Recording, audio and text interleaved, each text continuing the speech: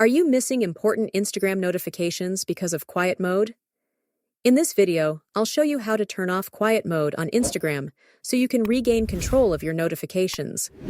Whether you're looking to stay connected with friends, see updates from favorite accounts, or just ensure you don't miss a thing, follow along to disable quiet mode quickly. First, open your Instagram app and navigate to your profile. Next, tap on the three horizontal lines in the top right corner. Once on the settings page, look for Notifications. When you tap on this, you'll see the quiet mode option. Tap to open it. Here are options.